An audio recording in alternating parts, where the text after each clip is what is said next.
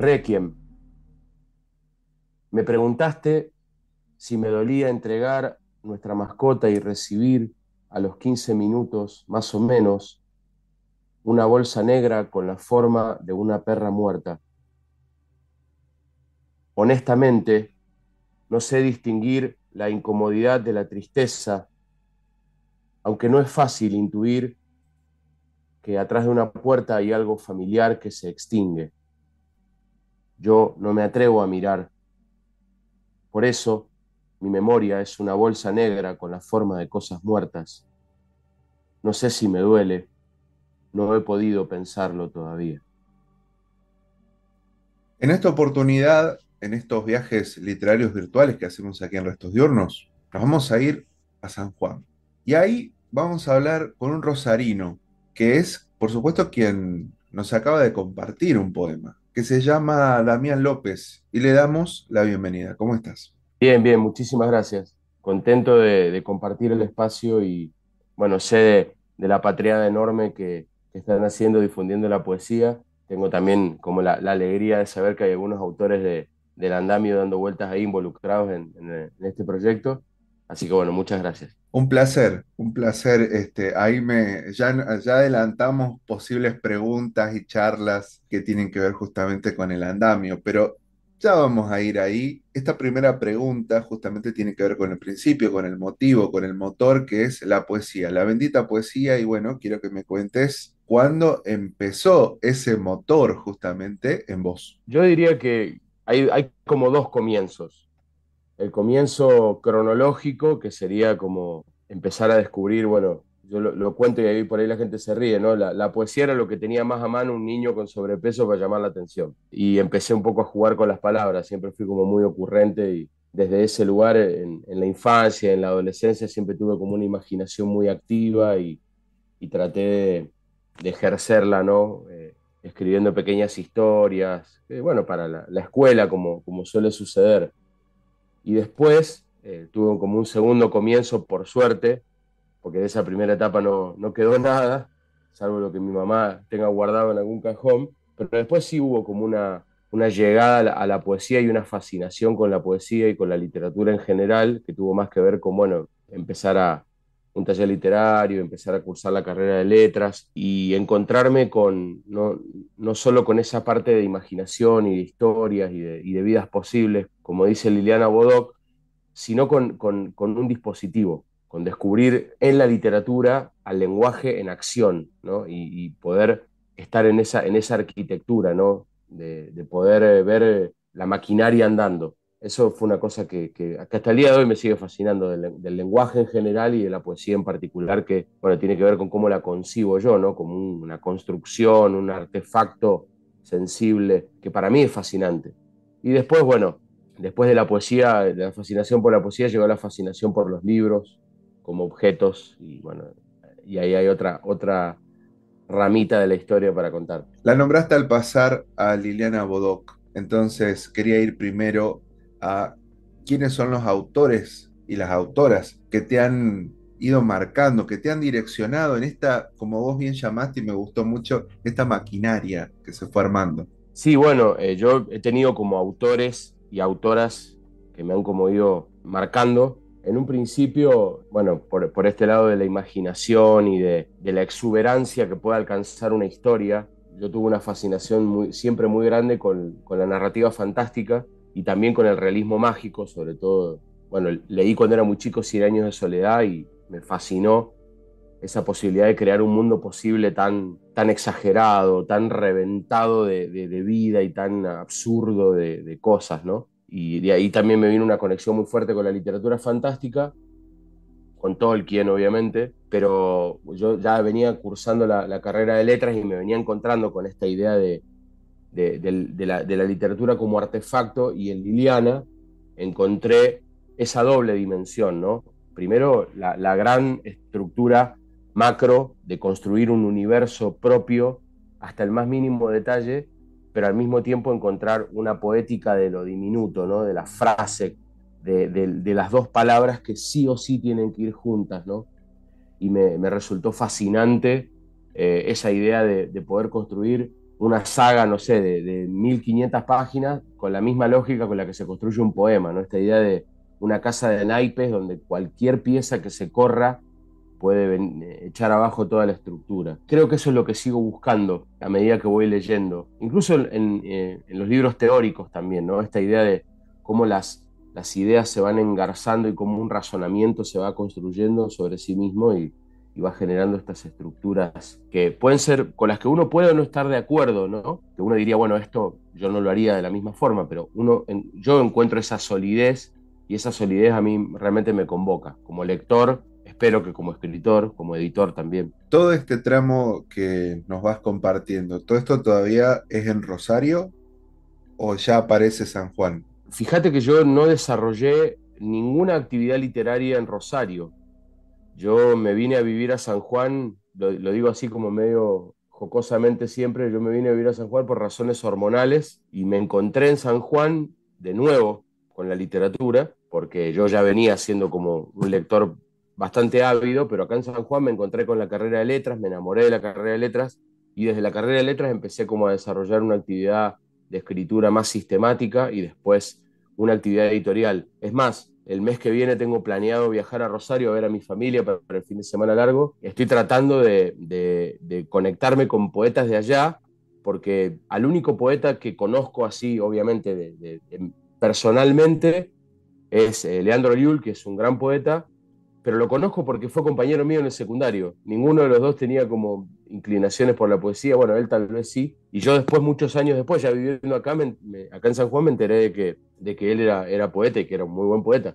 Así que estoy viendo de ver cómo hago para tender lazos a Rosario desde San Juan, siendo yo rosarino. Qué interesante. Bueno, la vida misma, ¿no? Todo esto que sucede, la ironía, lo que vos decís, soy de esta ciudad y ahora estoy viendo cómo hacer la conexión como si de alguna manera no lo fueras, pero en realidad lo sos. Y bueno, todo eso de empezar de nuevo y a la vez naturalizar el territorio que ya es propio, en este caso, el de San Juan. Hablas mucho de artefacto, hablas del libro, de todo lo que sucede como artefacto. ¿Por qué? Primero, creo que es como la primera postura y la primera pancarta en contra de la idea, por un lado, en el campo de la literatura, de que las cosas suceden en un plano medio etéreo que no puede gobernarse o al que estamos azarosamente vinculados o al que estamos predestinados o no. Creo que hablar del artefacto me pone a mí en una situación de decir, esto se puede aprender, esto se puede comunicar, ¿no? Y no depende tanto de un don, así entre comillas, como de la exploración y de la búsqueda y del compromiso que uno tenga como persona con eso. Entonces, de pronto creo que esa es una idea de por qué uso tanto la palabra artefacto. Creo que también me viene de mi vinculación con el mundo editorial, ¿no? Porque creo que si hay algo que es realmente un artefacto, creo que en un sentido muy pleno de la palabra, es un libro, ¿no? Un constructo que es material y que es simbólico, que tiene partes, pero que ya no las vemos como partes. Un libro lo vemos como un todo, sin embargo tiene muchos componentes y depende de muchos campos. Y creo que esa mirada también se puede como trasladar a la poesía, ¿no? Entender la poesía como algo que no depende solamente ni del sentimiento, ni del lenguaje, ni del contexto, ni de la estética de moda, sino que es como una especie de argamasa que se va construyendo y con todos esos factores. Y está bueno ver cómo en cada escritor, cómo en cada poeta, todos esos niveles de alguna manera se van manifestando. Creo que ahí también cabe como mencionar esta idea de que yo no creo en la división entre un arte social y un arte no social, ¿no? El lenguaje es social y la literatura se hace con lenguaje, entonces inevitablemente toda literatura de alguna forma es social, hasta la más frívola, ¿no? Y te lo llevo al campo de la música, ¿no? Cuando en plena dictadura apareció Virus hablando del guadu guadu, que todo el mundo creía que era un sinsentido, fue una postura política y una postura social muy fuerte, ¿no? Fue reaccionar a la violencia con alegría y fue reaccionar al supuesto rigor con desparpajo. Y bueno, entonces creo que no hay forma de que la poesía no sea social. Entonces, porque el lenguaje es social, y si el lenguaje es social no puede estar regido por un sentimiento individual, ni tampoco podemos creer que nuestros sentimientos son realmente individuales, sino que todo tiene una dimensión colectiva, todo tiene una dimensión de constructo y de artefacto, ¿no? Entonces, hasta lo que sentimos. Y creo que desde ese lugar a mí me interesa como escribir poesía, rastrear poesía con la que encontrarme y también encontrarme con poesía que quiero visibilizar desde donde pueda, desde mi trabajo como editor o como gestor. Ahora sí vamos a ir, después vamos a volver igual a las lecturas, a tus libros, a lo más personal, pero como viene ahí empujando, o como se dice acá en Córdoba, viene pechando la cosa, esto de hablar de el andamio, que está ahí tan presente. Entonces, quiero que me cuentes esta idea que ya tiene muchos años, podemos decir. Parece Sí, que no, pero es un montón. Todo lo que ha pasado desde que lo has ideado y lo llevas a cabo y lo seguís sosteniendo. Y utilizando esto que veo que hasta está en algún escrito tuyo, esto de una, y lo dijiste hoy al principio con respecto al programa, de Restos Diurnos, una patriada, y es una patriada también sostener estas cosas de cultura. Así que bueno, vamos también por el principio. ¿Cuándo aparece el andamio? ¿Por qué? ¿Cuál es la idea? bien, yo estoy casado hace 19 años con una poeta de acá de San Juan que se llama Adriana Luna.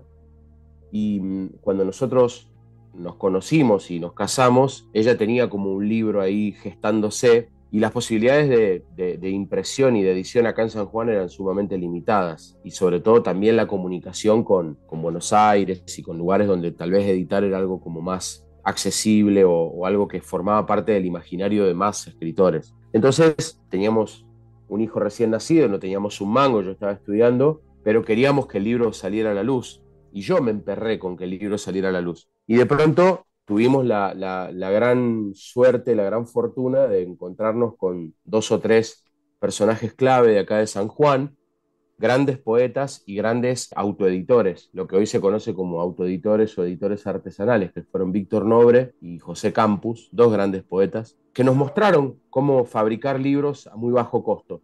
Y en ese momento nos pasamos un verano imprimiendo, cortando, cosiendo, pegando, muy a los chapuzones, ¿no? Muy improvisadamente, como cualquier primer proyecto, con mucho entusiasmo y muy poco cerebro. Pero bueno, el libro salió y había que, así como en la grandilocuencia con la que nos estábamos metiendo en esto, dijimos, bueno, le pongamos un nombre a la editorial, qué sé yo. Y yo pensé como inmediatamente esta idea del andamio, porque viene de una experiencia, ¿no? En ese tiempo nosotros participábamos de algunos encuentros de escritores y había como una diferencia muy clara, o se planteaba una simetría muy clara entre los escritores que tenían publicaciones y los escritores que no. Muchas veces, hablando y conversando, nos enterábamos de que las publicaciones eran financiadas por los propios autores, o sea que no eran una herramienta de legitimación tan grande como ellos nos lo hacían creer, ¿no? Entonces, a mí me empezó a dar vueltas esta idea de cómo a veces el libro es visto como un certificado de escritor, que por otra parte es un certificado que te lo pagas vos, en muchos casos, ¿no? Todavía hoy es común, es normal, incluso está siendo como muy explotado por muchas empresas, la idea de paga vos, decidí vos, lo hacemos a tu medida. Y a mí eso siempre me perturbó mucho, porque siempre entendí que el libro era una herramienta más que un fin en sí mismo. Y estar ahorrando, en el caso nuestro con una familia en ciernes, ¿no? Estar ahorrando para invertir en un libro me resultaba de alguna manera como incorrecto. Entonces, así como casi en una epifanía, porque era algo que no lo entendía del todo en ese momento, yo dije, el libro no es el edificio, el libro es el andamio, ¿no? El libro es la herramienta, el medio, no la finalidad. Y ahí quedó el andamio, salió el libro de Adriana, yo también estaba como trabajando en un pequeño poemario, que se llamó La otra cara de la almohada, y teníamos algunos otros amigos, y se juntó la necesidad de publicarnos a nosotros mismos con un placer por el acto físico de fabricar un libro. Yo hasta el día de hoy sigo diciendo que si tuviera plata y tiempo y lugar, tendría una prensa Gutenberg en el fondo de mi casa y haría las cosas de la forma más primitiva posible y más manual posible, porque realmente hay algo de lo manual, ¿no? De coser, de doblar, de cortar, que tiene que ver también con que uno está todo el tiempo laburando desde el cerebro y necesita bajar a tierra un poco, ¿no? Conectarse con un objeto. A mí me gusta mucho la carpintería, me gusta mucho la cocina, que son cosas como materiales, no tan simbólicas como la literatura. Y desde ese lugar empezamos a armar tímidamente un proyecto de apoyo a autores que tenían obra que merecía ser publicada desde nuestro criterio, pero no tenían un mango para publicarla. Empezamos a trabajar artesanalmente, trabajamos casi 10 años artesanalmente, y cuando yo finalmente me recibí y ya me encaminé laboralmente, estoy en los trabajos en los que estoy, también como editor, o sea que me permitió como capacitarme y aprender mucho más, llegó un punto en el que no cerraba la ecuación, entonces el tiempo que me requería fabricar libros artesanales y el espacio y los materiales no los podía sostener porque estaba dedicado a trabajar. Entonces, básicamente, en un acuerdo de mucha inconsciencia con Adriana, con mi esposa, dijimos, bueno, si nos hacen falta 3 trabajos para parar la olla, bueno, agarro 4 y el cuarto que sea el chorro de plata que no vamos a preguntar a dónde va y que se convierta en libros de poesía. Y desde el 2017 pude abandonar tristemente la manufactura de los libros y dedicarme más al diseño, a la difusión y a la selección, a la construcción del catálogo, que de pronto es como una de las tareas desde mi punto de vista más interesantes y más necesarias de un editor. Y desde ese momento, que es como esta segunda etapa, estamos ya llegando cerquita de los 50 títulos de poesía. Hay autores, puedo decir con mucha alegría y con mucho orgullo, que hay autores de todo el país, hay algunos autores extranjeros también.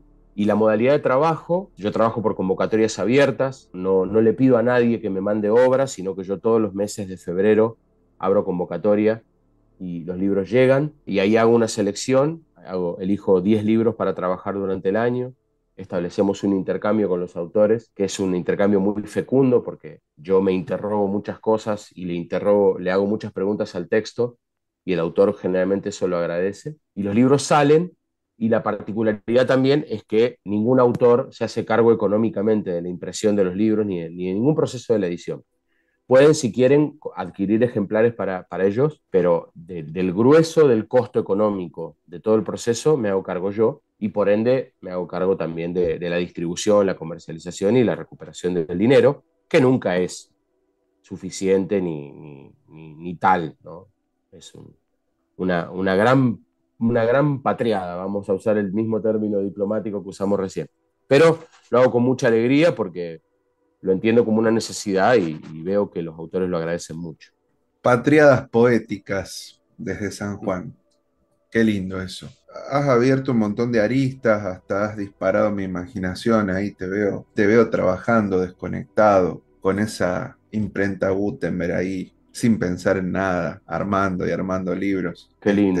entre otras cosas, ¿no? Porque bueno, la pasión esa con la que vas contando las cosas, con cada detalle, eligiendo las palabras, la verdad que contagia. Felicitarte por eso, por sostener todo ese trabajo. Bueno, muchas gracias. Muchas gracias. Quería ir al trabajo propiamente editorial en esta selección que es siempre de poesía, ¿no? Siempre, siempre ha sido, o sea, es como la idea base ha sido la poesía. Entonces, quiero saber por qué solamente la poesía y no otra cosa, qué es lo que mueve desde ahí, y si algunas de esas preguntas que vos decís que le haces al texto que te haces vos, más o menos son, si se quiere, vienen de un mismo alineamiento que se ha repetido a través del tiempo o siempre surge algo nuevo a partir de eso. Bueno, qué linda pregunta. Por un lado, ¿por qué poesía? Honestamente, porque es lo que me he dado cuenta sobre lo que puedo reflexionar y consumir más rápido. O sea, si tuviera que seleccionar 10 novelas, no lo podría hacer en el tiempo necesario para publicarlas en el lapso de un año. Creo que la poesía, como la narrativa corta o la narrativa más larga, son como dialectos y hay un dialecto que yo hablo mejor que los otros, que es el dialecto de la poesía. Y como lo frecuento más y lo convivo más con él, puedo identificar más rápido y eso me acelera a mí el proceso de selección. Porque en el fondo el verdadero objetivo no es que yo lea, sino que los libros salgan. Y para que los libros salgan tienen que salir rápido. Entonces, de pronto, también es cierto que, aunque no parezca, sigue habiendo más lugares para la narrativa que para la poesía. Y por otro lado, a mí poesía es lo que me gusta leer y en algún punto yo publico libros que tengo ganas de leer y que no encuentro por otro lado, ¿no? Ese es como una conexión con la poesía. Es el lugar en el que me siento más cómodo dentro de la literatura. Y por otro lado, esto que vos planteabas, que me parece fundamental, ¿no? si las preguntas han ido cambiando o han ido evolucionando con los años. En realidad, yo vivo el proceso de selección como un proceso no solo externo, de decir, a ver, qué elijo de lo que tengo afuera, sino también como un proceso interno de elaborarme yo el olfato, de elaborarme la intuición, de elaborarme la paciencia, de elaborarme mi propia naturaleza, ¿no? Porque si bien la selección está a cargo mío, estoy constantemente como muy preocupado de que mi gusto o mi preferencia o mi estado de ánimo me hagan perderme algo. Tengo mucho miedo de no publicar algo porque no lo leí debidamente o porque me cerré de plano a su estética y que después ese algo realmente yo lo reconozca como algo bueno que lo dejé pasar. Entonces, las preguntas que le hago a los textos y las preguntas que me hago a mí mismo siempre rondan la misma, que es ¿por qué? ¿Por qué este poema acá? ¿Por qué esta palabra acá? ¿Por qué este verso al final? ¿Por qué este remate? ¿Por qué este título? ¿Por qué este signo de puntuación? Tiene que ver más también como, no me considero el único capaz de hacer esto, ni me considero como singular, pero creo que uno ya ha desarrollado un olfato en el que puede detectar dónde el autor no ha prestado atención, dónde el autor ha ido del punto A al punto B y no ha pensado en el recorrido, ¿no? Y son esas pequeñas depresiones que tiene el texto, donde el texto pierde tensión, o pierde fuerza, o pierde su propio registro, o pierde su frecuencia, digamos, en la que está armonizando, y de repente a mí me interesa como ir sobre esos lugares, especialmente porque considero que el autor tiene todo el derecho del mundo a estar en 350 cosas. Vos pensás que cualquier poeta, cualquier persona que escribe poesía cuando tiene insomnio, o cuando no puede hacer otra cosa, o cuando ya terminó de hacer todo lo otro y tiene el cerebro detonado. Entonces es inevitable que haya espacios donde bajamos la guardia. Y el editor creo que está en eso, está para decir, che, mirá, volvé sobre esto, tenemos una oportunidad más antes de que el libro salga a la luz, ¿no? Y creo en esa mirada, la creo incluso en mi propia obra, ¿no? No soy una persona que cree que puede ejercer eso hacia otros y nadie lo puede ejercer hacia mí, ¿no? Para nada. Es más, valoro mucho esa posibilidad a veces de someter mi obra a la mirada de un otro, porque el otro ve cosas que uno no ve, pasa con errores de ortografía, ni siquiera estamos hablando de cuestiones de estética, ¿no? Pasa con cuestiones como muy sencillas. Y las preguntas tienen que ver con eso, con tratar de plantearle al escritor una reflexión donde yo sospecho que no la ha habido. Y generalmente se genera un diálogo y generalmente los autores lo agradecen y debo decir, modestia aparte, que tengo bastante buena puntería. Estimado Damián, te invito a que nos compartas alguno de tus poemas. Bien, voy a leer ahora dos poemas, vos después decime si más, de un trabajito inédito que se va gestando ahí de a poquito entre todas las otras obligaciones, como decíamos recién. Fumigación. Como para aprovechar el descanso simulado del verano, establecimos un perímetro de contención a nuestra cocina, arrancamos los muebles de las paredes, rellenamos con un adhesivo acre y viscoso esos rincones que alguna vez creíamos inofensivos. Nos tomamos los días necesarios para vivir sobre una pila confusa de artefactos en desuso, mientras regamos con veneno los lugares donde se construye aquello de lo que nos nutrimos para atravesar los días. Ahora celebramos en silencio estas nuevas madrugadas, sin formas que se escabullen en el borde de la luz, sin esa vida impertinente reproduciéndose en cada bisagra, paseándose impune entre ollas y productos de limpieza. Como para resumir, estamos tranquilos. Hemos erradicado todo lo que prosperaba más allá de nuestro permiso. Este texto se llama Padre. He tomado la decisión de que no sea tu muerte el acontecimiento que me permita escribir un poema que te nombre, porque es de noche y hace frío y estoy solo y se me ha vuelto difícil dormir en una casa con tan pocas respiraciones. Entonces, deliberadamente, busco tus indicios en las inflexiones de mi voz, evalúo costumbres, la caída de los párpados, el paso de los años, intentando sostener la mirada en el socavón que oscila entre el resentimiento y la tergiversación.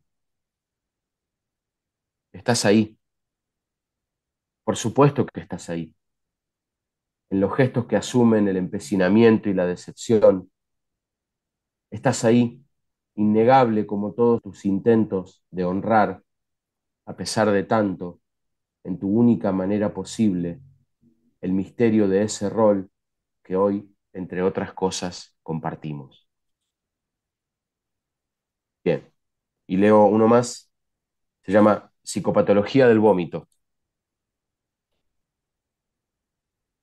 Hay algo ahí en la carne doblegada, en el espasmo, un canal imperceptible que arrastra y revela, exhuma y lastima, un dominó de humillaciones desde la arcada a la memoria, desde el esófago a la infancia. ¿Cómo es posible que coexistan en planos tan nítidamente diferenciados el dolor y la vergüenza?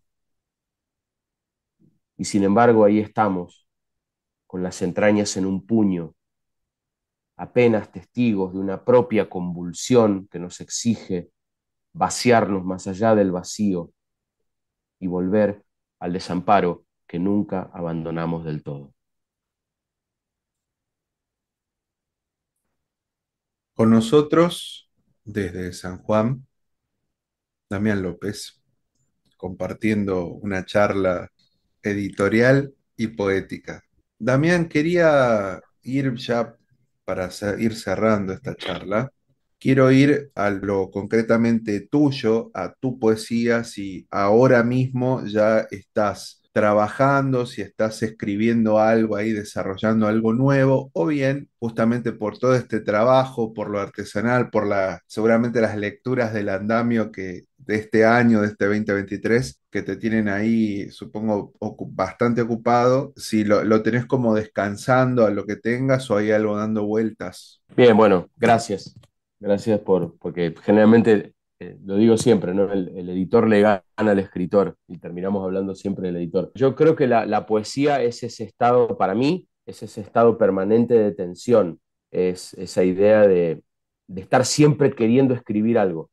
A veces es una palabra, o es un verso, es una idea que va rondando y va cuajando en algún lugar de la cabeza, pero no, en descanso no está nunca.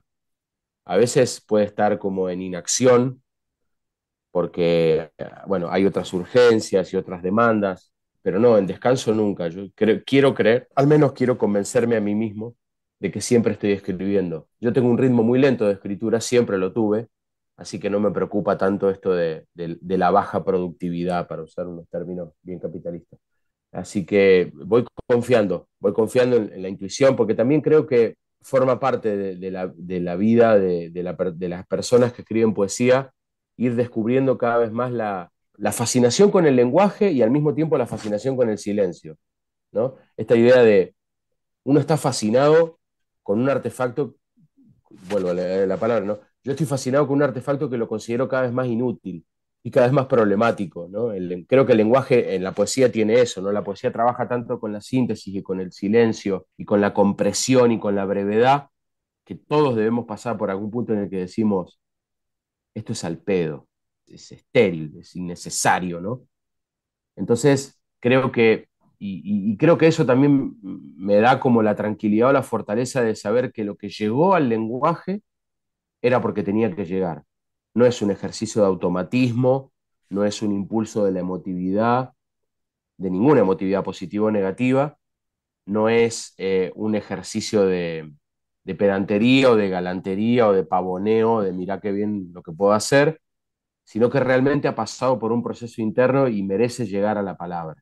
Esa idea merece llegar a la palabra. ¿Será un poema al año, dos poemas al año o 20 poemas al año? No es una preocupación que realmente me quite el sueño. Yo creo que en mi vida la poesía siempre encuentra su lugar. y eso lo agradezco porque también implica que yo la deje estar y la deje ser a su propio ritmo.